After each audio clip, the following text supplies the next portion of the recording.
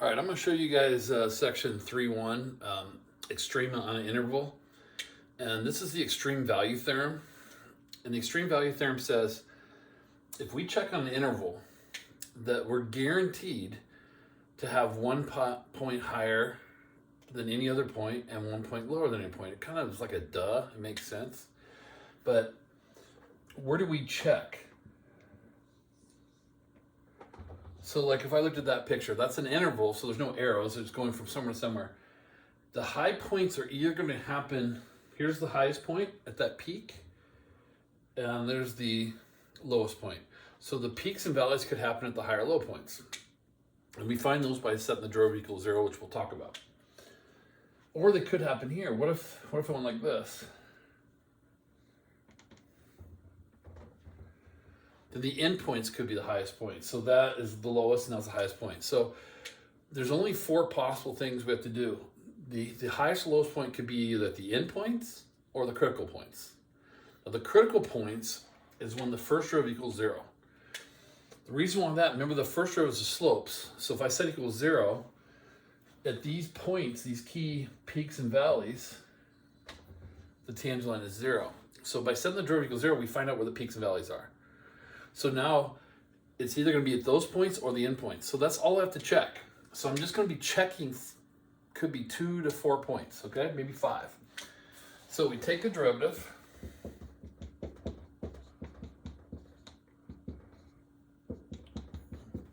We set equals 0, and we find out that 4 is a critical point. What that's telling me by where the derivative is 0 is that at 4, there's either a peak or a valley. I don't know which one yet. I mean, I know it's a valley because I know what that graph looks like, but other than that, we don't really know. So now here's all you guys have to do. You have to check into the original equation. A lot of people will do this wrong on a test because they'll plug in the derivative. The original equation will tell me the y values, which is what we're trying to find. So I got to plug in my endpoints for sure, -1 and 7, and then since 4 is in this interval, I check 4. And this is all we do to check the max and min. If I plug in -1 into the original here, I get 24. If I plug in 4, I get -1. If I plug in 7, I get 8. All right? So those are the different values I get. So what is the absolute maximum value? So there's 4 questions you could be asked. What is the absolute maximum value? That means what's the highest number you got? The highest number I got was 24. They could ask the absolute minimum value. Well, what's the lowest number you got? Well, I got -1. Where does the absolute max occur? So you guys have a point here. The x-coordinate's where everything occurs. The y-coordinate is what its value is. So the absolute maximum occurs, the 24 occurred at -1. So it occurs when x is -1. And the absolute minimum occurs, the minimum of -1 occurred at 4 when x was 4. All right? So that's how you find the max and min. So the AP test will ask any of these 4 questions. They'll ask either 2 of those 4 or 1 of those 4. And so we're just going to practice all of them so we can get good to it. But they just say, hey, what's the absolute maximum value? And you go, 24. All right, and that's the value. Now, it always says justify your answer, show work. This is your justification, is checking all those values. Now, some people do it in a chart. If I remember, I'll do this. I'm not used to in a chart, but I'll do this one by chart.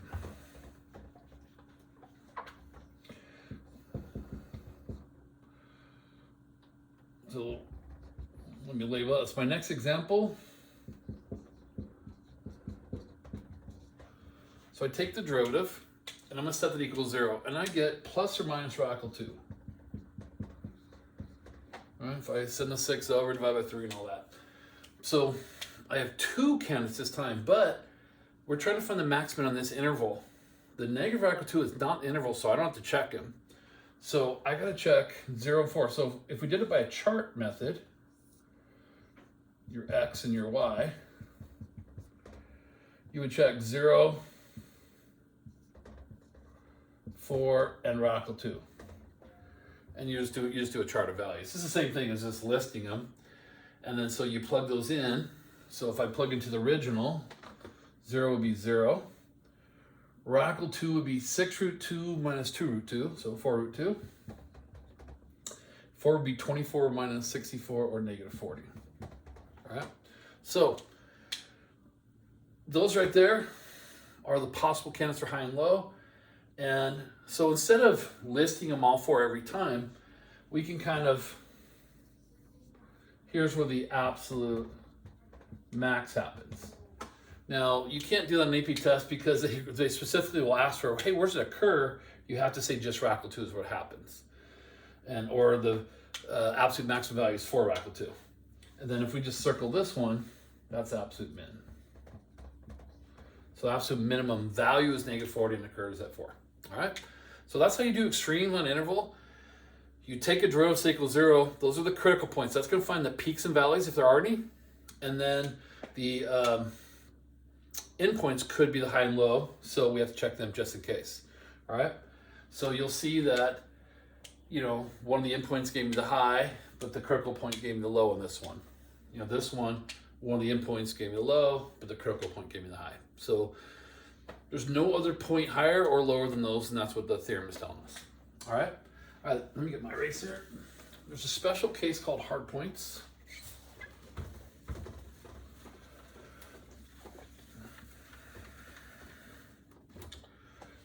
So I have a problem here I wrote. X to the 2/3 minus 2. And we're going to go from -1 to 8.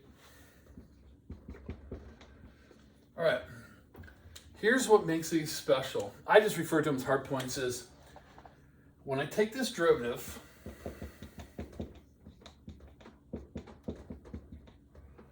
and set equals 0. Since I have a negative exponent, the x actually drops to the bottom, and the top doesn't equal 0. So on first glance, you only have to check the endpoints because it seems like you have no critical points. But here's the special case.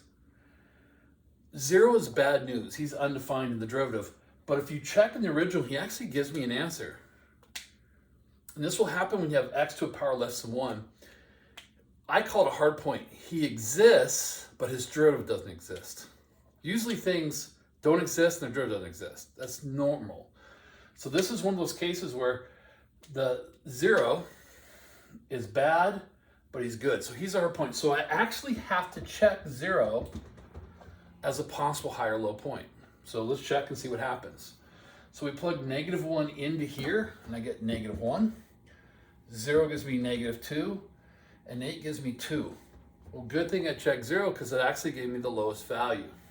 All right, so this is the lowest, so that's my absolute min. And then this one's the highest, absolute max. All right. And so those are special cases. Let me show you one more special case.